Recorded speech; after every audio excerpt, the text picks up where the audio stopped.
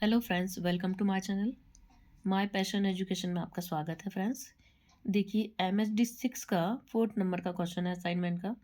उसको हम यहाँ पे आपको पढ़ के सुनाएंगे और आप आसानी से अपना असाइनमेंट पूरे कर पाएंगे। तो चलो हम स्टार्ट करते हैं। नई कविता की प्रमुख प्रवृत्तियों का साधारण विवेचन कीजिए। अब यहाँ पे हम सबसे पहले हमने बताया पहले भी कि कोई भी प्रश्न का उत्तर लिखने से पहले हम उसका परिचय जरूर लिखेंगे। तो देखिए यहाँ पे नई कविता आंदोलन का आरंभ इलाहाबाद की साहित्यिक संस्था परिमल के कवि लेखकों जगदीश गुप्त, रामस्वरूप चतुर्वेदी और विजयदेव नारायण शाही के संपादन में 1954 में प्रकाशित नई कविता पत्रिका से माना जाता है। ये देखिए नई कविता का परिचय हो गया हमारा।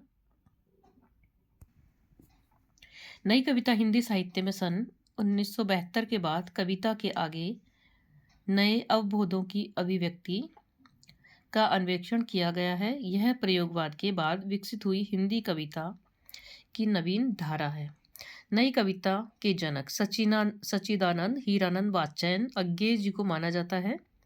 अज्ञेय को कवि, शैलीकार, कथा साहित्य और एक महत्वपूर्ण मोड़ देने वाले कथाकार, ललित निबंधकार, संपादक और अध्यापक के रूप में माना जाता है। इनका जन्म 7 मार्च 1911 को उत्तर प्रदेश में कसिया पुरातत्व खुदाई शिविर में हुआ माना जाता है। नई कविता युग की रचना खुशबू के शिलालेख हैं। भवानी प्रसाद मिश्र हिंदी के प्रसिद्ध कवि रहे हैं, जो नई कविता युग के सिद्धहस्त कवि माने जाते हैं।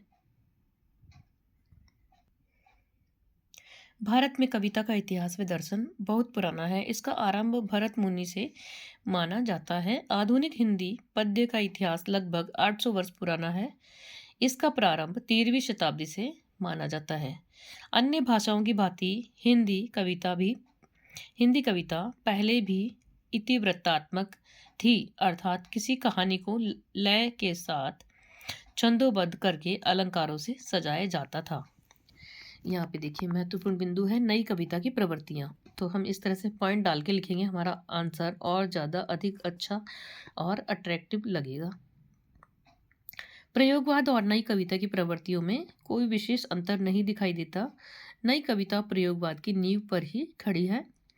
फिर भी कथ्य की व्यापकता और दृष्टि की उन्मुक्तता, ईमानदार अनुभूति का आग्रह, सामाजिक एवं व्यक्ति पक्ष का संश्लेषण, रोमांटिक अवबोध से हटकर नवीन आधुनिकता से संपन्न भावबोध एक नए शिल्प को गढ़ता है।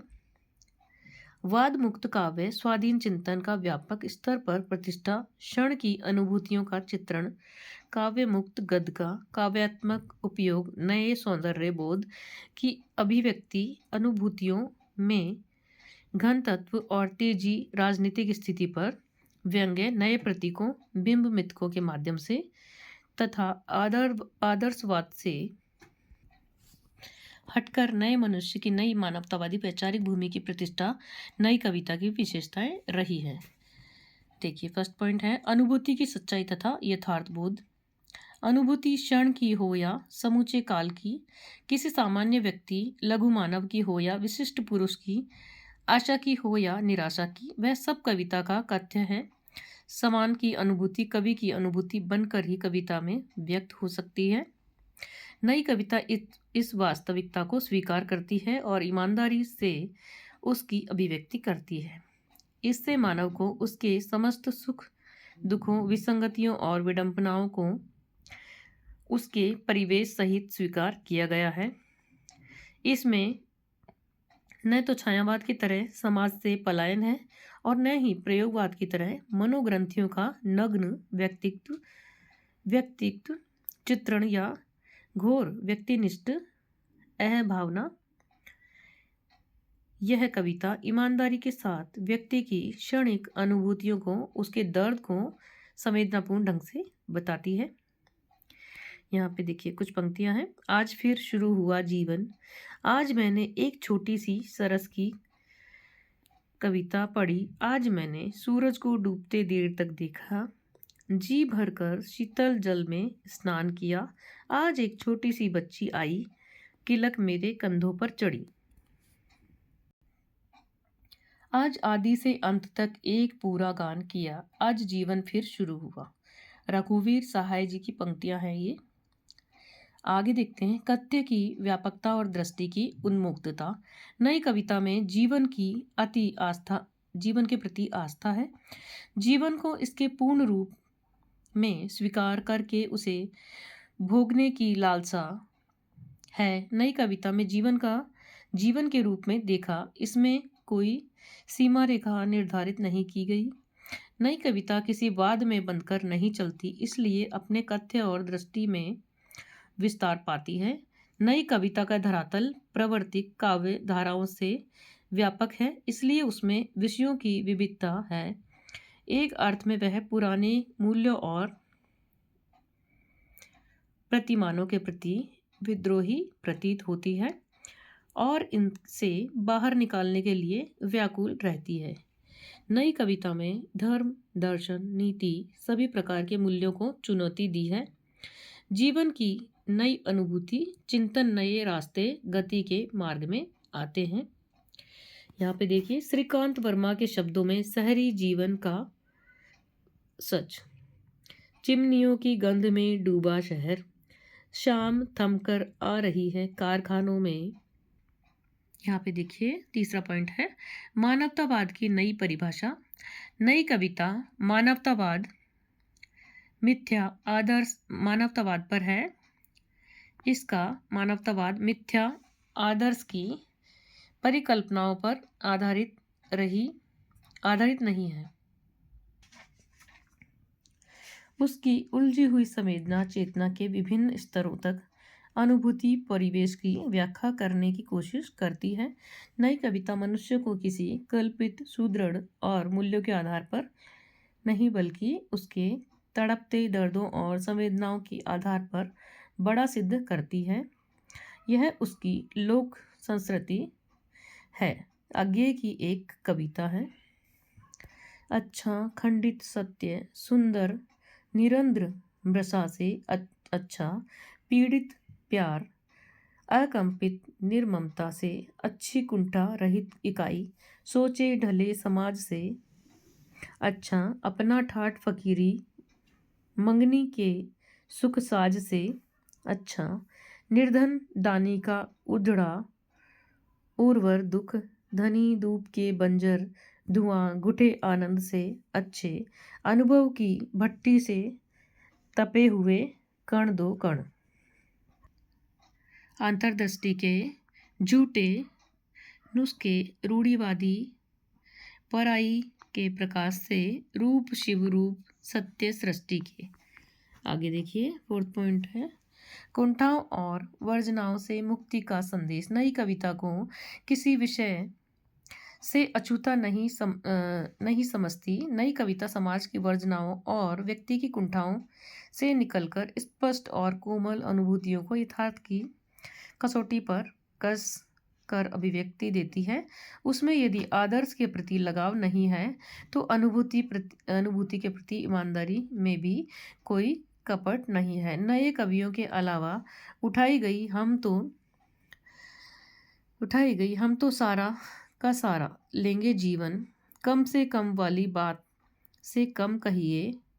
रामस्वरूप चतुर्वेदी ने हिंदी साहित्य और संवेदना का विकास में एक मार्के की बात कही और गर्वीली गरीबी का काव्य है, जिसमें व्यक्ति की चेतना जीवन के सारे व्यापारों में, खेत खलिहानों में, नगर गांव में, व्यापक धरातल पर व्यक्ति की अनुभूति को स्वर देती है। मर्यादा और आस्था इस साधारण व्यक्ति के लिए कोई मायने नहीं रखते। ज्ञान और मर्यादा उसका क्या करें हम?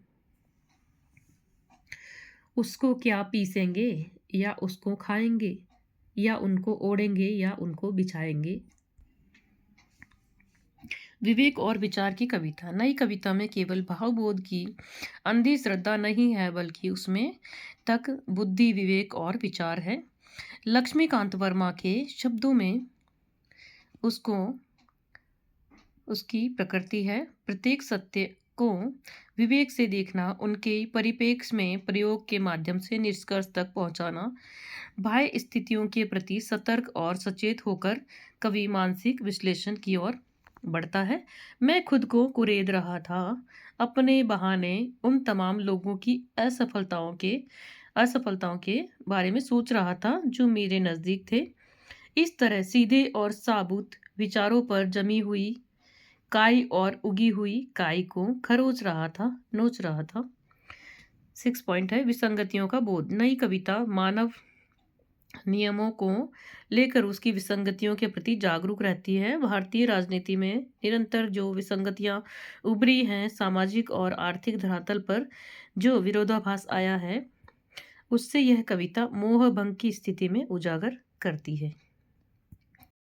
आगे देखिए 7 पॉइंट द्वंद्व और संघर्ष। नई कविता का आत्मसंघर्ष काव्यात्मक बनावट में सामाजिक बुनियादी मुद्दों को उठाता है। आज की व्यवस्था में और उस व्यवस्था से जुड़े प्रश्नों में कविता संघर्ष का मार्ग ढूंढती है। उसका धरातल भी व्यापक है। ये संघर्ष आत्मीय प्रसंगों में भी उभरता है। उसमें सामाजिक और मानवीय व्यापार संदर्भ उभरते हैं। ये कविताएं विषमता से जूझती है और नया रास्ता सुझाने का प्रयास करती है। परिस्थितियों को बदलने और उनसे बाहर निकलने की झटपटाहट इनसे देखी नहीं जा सकती। यह समस्याओं को पहचानती है। जब भी मैंने उससे कहा कि देश शासन और राशन, उन्होंने मुझे रोक दिया। वे मुझे अपराध के असली मुकाम पर उंगली रखने से मना करते हैं। आगे है परिवेश संबंधी सत्यों का प्रकटन। नई कविता जीवन की प्रामाणिक अनुभूतियों को अनेक जीवन परिवेश में व्यक्त किया विषय या अनुभूति के अभिजात्य और भिन्न भिन्न दृष्टियों या वादों से बने हुए उनके घेरों को तोड़कर व्यक्ति द्वारा भोगे हुए जीवन के हर छोटे बड़े सत्य को प्रतीकों और बिंबों के माध्यम से उभारने में ही कविता की सार्थकता समझी। बदलते हुए संदर्भों में परिवेशगत परिवर्तन केवल नगर के जीवन में ही नहीं आए, बल्कि इस नगरीय यांत्रिकता का दबाव गांव के जमीन पर भी पड़ा। उस और भी मूल्यों का विखंडन हुआ और जिंदगी में तनाव बढ़ा। परिवेश परायपन से उपजी पीड़ा नॉस्टैल्जिया के रूप में प्रकट हुई है। नई सभ्यता के केवल शहर के आदमी को ही नहीं तोड़ा, बल्कि गांव के आदमी को भी बेगाना कर दिया। याद आते घर, गली चौपाल, कुत्ते मेमने, मुर्गे कबूतर, नीम तरू पर सूख कर लटकी हुई कड़वी तुरई की बेल, दूता चौतरा, उखड़े ईंट पत्थर, बेघुली पोशाक पहने गांव के भगवान मंदिर। आज की शहरी रोजमर्रा जिंदगी की अनुभूतियों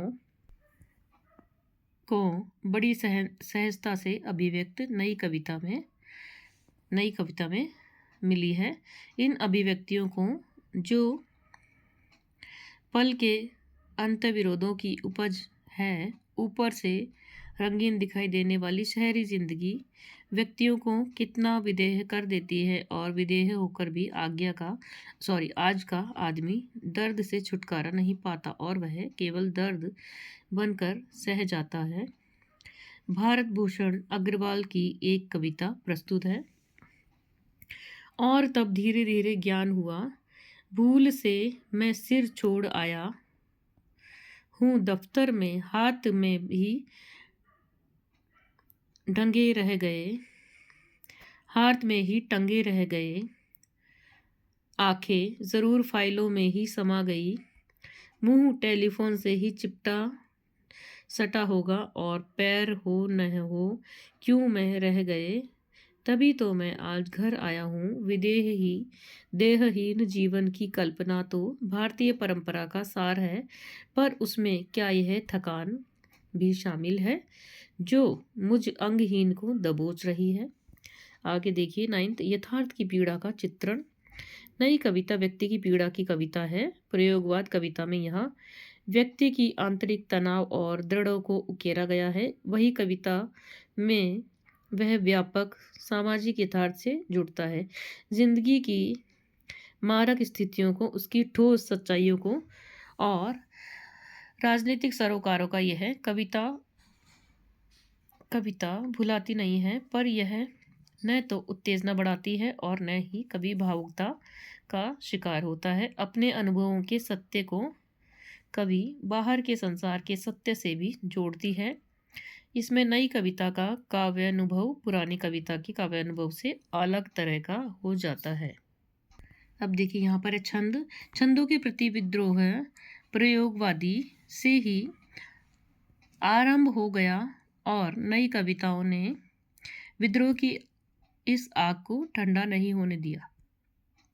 नई कविता आज मुक्तक छंद को ही अपनाती है, लेकिन इससे तुकांत के प्रति युवा कवियों में आकर्षण बढ़ा है। छंद के प्रति आग्रह न होने के बावजूद भी नई कविता में प्रवाह और गति दिखाई पड़ती है। सौंदर्य इसमें एक अंतर संगीन उत्पन्न करता है। अर्थ में धरातल पर इसमें एक